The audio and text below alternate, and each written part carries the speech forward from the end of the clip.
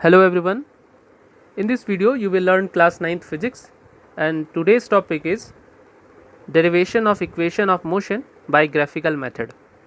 Okay तो इसके पहले हम लोगों ने इक्वेशन ऑफ मोशन को जनरल मेथड से डिराइव किया हुआ है ना। ये दूसरा मेथड होता है and this is very important for examination perspective. और इसके पहले before starting this one we have to study the graphical representation of motion. ठीक है ना। तो पहले हम देखेंगे कि इक्वेशन ऑफ मोशन को डिराइव करने से पहले मोशन को ग्राफ में कैसे रिप्रेजेंट करते हैं।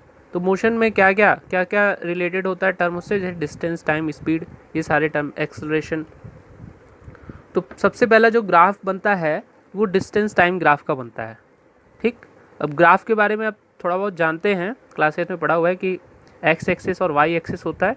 ठीक है, और इसमें जो एक्स एक्सिस है ये हॉरिजॉन्टल एक्सिस जो होता है उसे एक्स एक्सिस कहते हैं और ये रिप्रेजेंट करता है अगर टाइम, और वर्टिकल एक्सिस यानी वाई एक्सिस ये रिप्रेजेंट करता है टाइम या डिस्टेंस, सॉरी।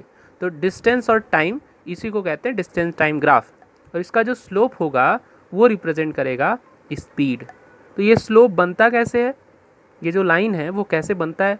आप देखो कि अगर टाइम कुछ सेकंड बढ़ रहा हो, यहाँ जैसे टाइम क्या होता है, टाइम 1 सेकेंड 3 सेकेंड ऐसे, ठीक है ना, इस पर मार्किंग होगी और यहाँ भी मार्किंग होगी। तो हर सेकंड के बाद अगर कोई ऑब्जेक्ट मोशन में है तो उसमें सेकंड बढ़ने के साथ या टाइम बढ़ने के साथ कुछ डिस्टेंस भी बढ़ेगा। तो टाइम और डिस्टेंस जब दोनों इंक्रीज़ हो रहे होंगे तो दोनों का यहाँ आपको जो ऐसे आप मान लो इस 1 सेकंड पे 1 मीटर डिस्टेंस गया, 2 सेकंड पे 2 मीटर डिस्टेंस गया, तो इन दोनों का जब डॉटेड लाइन से यहाँ मिलाओगे तो यहाँ जो कट मिलता है उसे कहते हैं कोऑर्डिनेट्स। ठीक है, तो इन्हीं कोऑर्डिनेट्स को मिलाने पर, इन पॉइंट्स को मिलाने पर आपको एक स्ट्रेट लाइन मिलेगी। यही लाइन जो होती है इसी को हम कहते हैं स्लोप। तो ये स्लोप स्ट्रेट लाइन भी हो सकता है, कर्व भी हो सकता है। तो अगर ये स्ट्रेट लाइन है तो दैट मीन्स ये जो मोशन है या आप कह सकते हो स्पीड है वो यूनिफॉर्म स्पीड को रिप्रेजेंट करता है। दूसरी तरफ अगर नॉन यूनिफॉर्म मोशन हो रहा है तो उसका कर्व ऐसे होता है, मतलब ठीक है, स्लोप ऐसे कर्व शेप में होता है और यूनिफॉर्म मोशन का जो स्लोप है वो स्ट्रेट लाइन होता है। ये 2 पॉइंट यहाँ से आप लर्न करने वाली चीज़ है, आपको याद रखना है। ठीक है, क्या डिस्टेंस टाइम ग्राफ का स्लोप अगर स्ट्रेट लाइन है तो वो यूनिफॉर्म मोशन को रिप्रेजेंट करता है, अगर वो कर्व है तो वो क्या रिप्रेजेंट करता है, नॉन यूनिफॉर्म मोशन। अब यहाँ पे आप देखोगे सेकंड स्पीड टाइम ग्राफ, पहला डिस्टेंस टाइम ग्राफ, ये स्पीड टाइम ग्राफ या वेलोसिटी टाइम ग्राफ है ना। तो इसमें देखिए अब यहाँ पे 3 केस बनते हैं स्पीड टाइम ग्राफ में। First one is when the speed of body remains constant. Okay, अगर स्पीड कांस्टेंट है तो वहाँ पे एक्सेलरेशन क्या होगा, 0। सेकंड केस है कि speed of body changes at uniform rate. Uniform rate में अगर चेंज हो रहा है तो उसी को हम कहते हैं uniform acceleration. And third one is when the speed of a body changes in a non uniform way, यानी उसमें नॉन यूनिफॉर्म एक्सेलरेशन होगा। तो पहला केस हम देखते हैं कि अगर स्पीड रिमेन्स कांस्टेंट हो, यानी सेम स्पीड से वो ऑब्जेक्ट चल रही हो, तो उसका ग्राफ कैसे बनता है। ठीक है, तो टाइम इंक्रीज़ है और स्पीड कांस्टेंट हो गया, यानी कुछ स्पीड अटेन करने के बाद में उसका जो वैल्यू है वो नहीं बढ़ रहा है, तो इसका जो ग्राफ बनेगा वो ऐसे एक हॉरिजॉन्टल लाइन बनेगी। ठीक है ना, एक्स एक्सिस के टाइम वाले जो एक्सिस है उसके पैरेलल लाइन बनेगी। दूसरा केस हम देखते हैं कि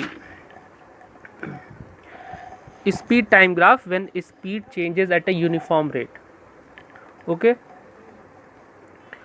तो स्पीड टाइम ग्राफ में आप देखोगे कि ये आपको रिप्रेजेंट करता है टाइम और ये रिप्रेजेंट करता है स्पीड, और इसमें चेंज हो रहा है स्पीड, है ना। हर सेकंड स्पीड एक यूनिफॉर्म रेट से चेंज हो रहा है, तो uniform rate of change of velocity you know is called acceleration.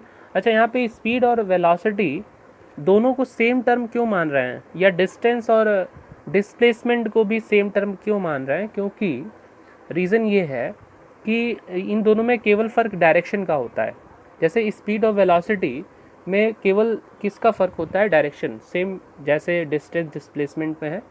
ठीक है, तो यहाँ पे हम एज्यूम करते हैं कि जो मोशन है वो एक स्ट्रेट पाथ में हो रहा है, इसलिए यहाँ पे स्पीड से ही हम एक्सेलरेशन को भी डिफाइन करते हैं। ओके, तो स्पीड और टाइम का जो ग्राफ बनेगा, और इसमें जब स्पीड क्या हो रहा हो, चेंज हो रहा हो एक सर्टेन रेट से, तो उसे हम कहेंगे यूनिफॉर्म एक्सेलरेशन। इसका जो स्लोप बनेगा वो एक यूनिफॉर्म एक्सेलरेशन शो करेगा।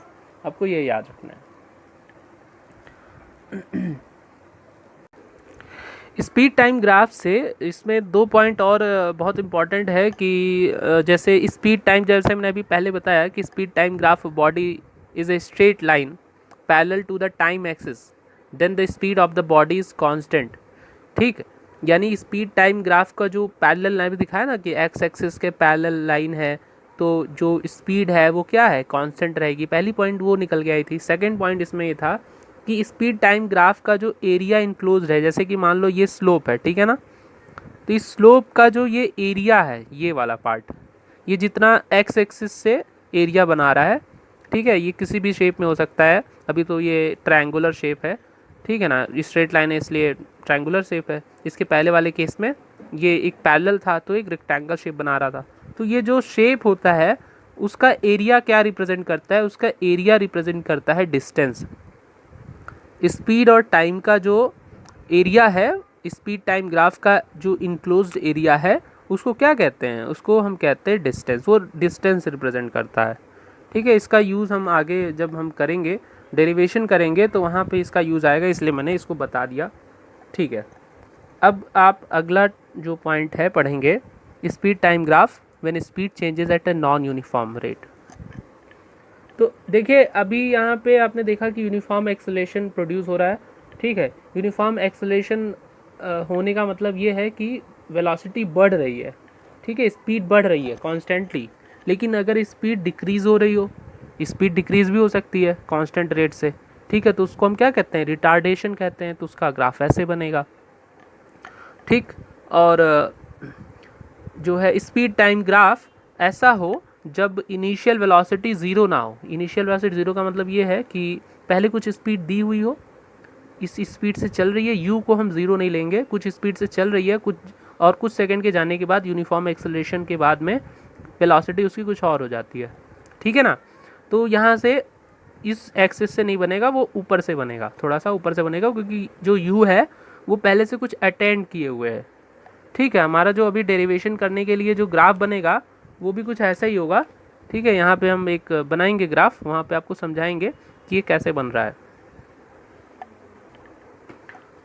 तो थर्ड वन था कि अगर जो इसमें एक्सेलरेशन प्रोड्यूस हो रहा है, यानी कि जो स्पीड है वो एक फिक्स रेट से ना बढ़े, कॉन्स्टेंटली ना बढ़े, तो हम उसको क्या कहते हैं, नॉन यूनिफॉर्म एक्सेलरेशन। ठीक है, और यहाँ पे आप देख पा रहे हो नॉन यूनिफॉर्म एक्सेलरेशन का मतलब ये हो गया कि जब ये कर्व के शेप में होगा तब ये रिप्रेजेंट करेगा नॉन यूनिफॉर्म एक्सेलरेशन। ठीक है ना, तो यहाँ पे आपका ये जो ग्राफिकल रिप्रेजेंटेशन ऑफ मोशन है वो हो गया कंप्लीट। एंड इससे रिलेटेड और भी कई क्वेश्चन आते हैं, तो आपको यहाँ से जो क्वेश्चंस करने हैं वो मैं क्वेश्चन आगे न्यूमेरिकल्स कराऊंगा जब एक्सरसाइज में हम आएंगे। लेकिन अभी आपने कंसेप्ट देख लिया। अब इसके बाद जो टॉपिक है वो हम इसको एक्सप्लेन करते हैं। तो derivation of equation of motion by graphical method. तो देखिए सबसे पहले इसमें करना ये है कि हमें एक ग्राफ बनाना है। ठीक, अब ये ग्राफ कैसे बनेगा, ये ग्राफ ऐसा होगा कि इसमें कुछ इनिशियल वेलोसिटी इस ऑब्जेक्ट के पास है, ये एक्स एक्सिस है, टाइम रिप्रेजेंट कर रहा है, और ये वाई एक्सिस है जो कि वेलोसिटी या फिर स्पीड को रिप्रेजेंट कर रहा है। ठीक है, इसको वीटी ग्राफ हम कहते हैं, यानी वेलोसिटी टाइम ग्राफ। तो इसमें आप देखोगे कि यहाँ से मैंने ड्रॉ किया हुआ है, ओ से नहीं ड्रॉ किया है। क्यों? क्योंकि कुछ वेलोसिटी ये अटेंड कर चुका है पहले से। कुछ वेलोसिटी, जैसे क्वेश्चन आपने न्यूमेरिकल किया था उसमें क्या था, कोई ऑब्जेक्ट 10 मीटर पर सेकंड की स्पीड से चल रहा है, इतने सेकंड के बाद उसकी वेलोसिटी 30 मीटर पर सेकंड हो गई, तो इनिशियल वेलोसिटी कुछ थी ना। तो सेम यहाँ भी वही है कि इनिशियल वेलोसिटी यहाँ पे कुछ है, कितना है, u है। तो इसमें देखिए पहले क्या लिखना है, u, और यहाँ पे आप u बनाने के बाद में इस लाइन को डॉटेड लाइन से मिला लेंगे। ठीक है, ये एक कर्व यहाँ पे आप एक मतलब स्लैंट लाइन आपको ड्रॉ करना है। उसके बाद में इन सारे पॉइंट्स को डॉट से मिला लेना है, ठीक है। इतना करने के बाद में अब हम राइट करते हैं, क्या लिखना है आपको। देखिए इनिशियल वेलोसिटी आपने जो लिया है वो यहाँ पे किससे रिप्रेजेंट कर रहा है, OA से, तो आप लिख लिया U इक्वल टू OA, ठीक है। जैसे देखिए ज्योमेट्री में हम सॉल्व करते हैं क्वेश्चन ना, ज्योमेट्री, तो ग्राफिकल रिप्रेजेंटेशन, ग्राफ किसका पार्ट है, ग्राफ ज्योमेट्री का ही पार्ट है। तो इसलिए हम इसमें हम लिखना होता है कि किस लेटर से रिप्रेजेंट कर रहे हैं, ठीक। तो U इक्वल टू हो गया OA and V equals, V का मतलब होता है final velocity that is represented by BC, ठीक है। BC क्यों, वाई BC, तो देखिए ये पूरी लाइन जो है वो वेलोसिटी को रिप्रेजेंट कर रहा है। तो यहाँ से यहाँ तक कुछ U वेलोसिटी गया, फाइनली ऑब्जेक्ट जो है इतनी वेलोसिटी अटेंड किया यहाँ तक, तो यहीं से ना आया, तो V की जो वैल्यू होगी वो इतनी होगी फाइनल वेलोसिटी, ठीक, ये वाली लाइन।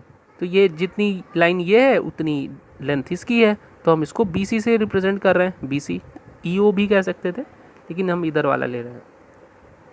तो BC की, अगर BC को हम ब्रेक करें तो BC आ जाएगा BD प्लस DC, है ना, और BC है V, तो BD प्लस DC हो गया, और DC इक्वल टू है OA, तो DC को OA से रिप्रेजेंट कर लिए। OA क्यों, क्योंकि OA हमें मालूम है OA is equal to U है, तो यहाँ से पहला इक्वेशन आपने बना लिया V equals to BD plus U। अब VT ग्राफ में अभी हमने पढ़ा है कि VT ग्राफ का जो स्लोप है, ठीक है, ये स्लोप क्या रिप्रेजेंट करता है, एक्सेलरेशन। तो एक्सेलरेशन हो गया आपका A इज इक्वल टू, ये जो है जो आप फ्रैक्शन इस फॉर्म में लिखते हैं BD अपॉन AD, ठीक है ना। ये जो स्लोप है वो इसके फ्रैक्शन में होता है, BD अपॉन AD के फ्रैक्शन में, है ना, जिस ट्रायंगल का आप ले रहे हो। तो BD अपॉन AD हो गया, और AD लेंथ किसके बराबर है, OC के, और OC क्या है, T है। तो कुल मिला के जब हम यहाँ से और इस टर्म को लेंगे तो BD की वैल्यू क्या हो जाएगी, A multiplied by T that is 80। तो BD इक्वल्स क्या हो गया, 80 हो गया। अब BD इक्वल्स 80 को हम इक्वेशन नंबर 1 में पुट कर देंगे, तो इक्वेशन नंबर 1 में यहाँ आ जाएगा 80 प्लस U, इसको थोड़ा सा रीअरेंज कर लोगे तो मिलेगा V इक्वल्स U प्लस 80। ये है आपका फर्स्ट इक्वेशन ऑफ मोशन और इसका डेरिवेशन। ये सारे टर्म्स को आप दोबारा करके घर पे आप प्रैक्टिस कर लेंगे 3-4 बार, ठीक है। और उसके बाद में ये बहुत इंपॉर्टेंट है एग्ज़ाम के लिए, जो है ग्राफिकल रिप्रेजेंटेशन से आता है डिराइव करने के लिए। सेकंड इक्वेशन ऑफ मोशन को हम करते हैं। तीनों इक्वेशन ऑफ मोशन के लिए सेम फिगर है, इसी फिगर से ही तीनों को डिराइव करना है, ठीक है। एग्ज़ाम में जो भी आता है, अगर एक आता है तो उसके लिए भी आपको ये ड्रॉ करना होगा, और तीनों आता है उसके लिए एक ही ड्रॉ करना पड़ेगा। तो देखिए अगला है S equal to UT plus half AT square. इसमें S हमको फाइंड करना है, S का मतलब होता है डिस्टेंस ट्रैवल्ड।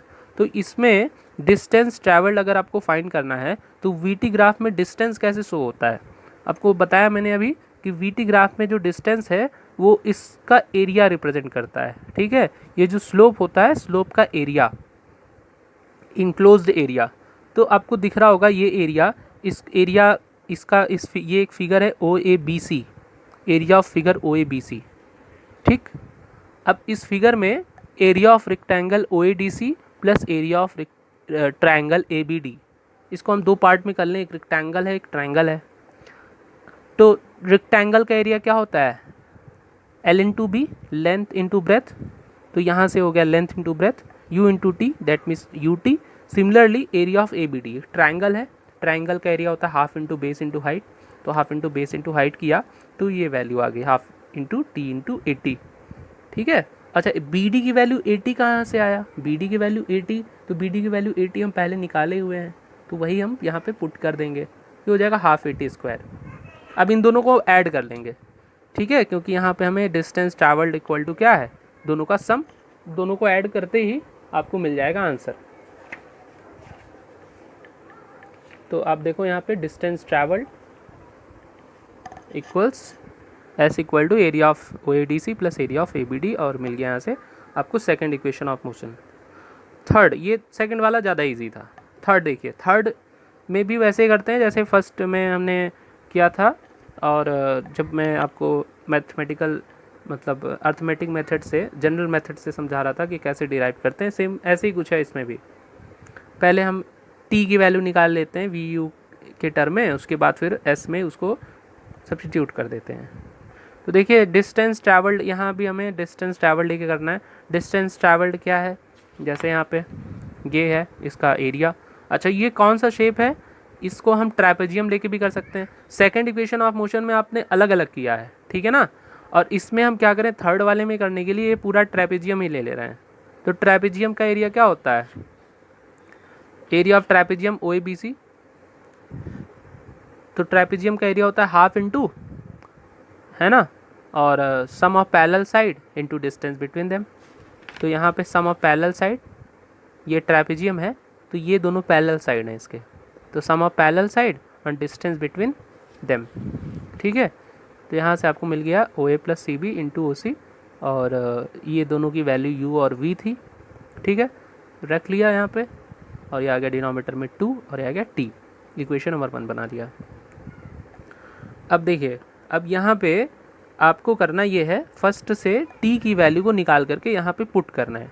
फर्स्ट इक्वेशन होता है v equal to u plus a t, क्योंकि हमें t नहीं चाहिए, ध्यान रखिए, सब्स्टिट्यूट उसे हम करते हैं जो हमें नहीं चाहिए होता है। थर्ड में t नहीं है, तो t नहीं है तो t को हमें हटाना है यहाँ से।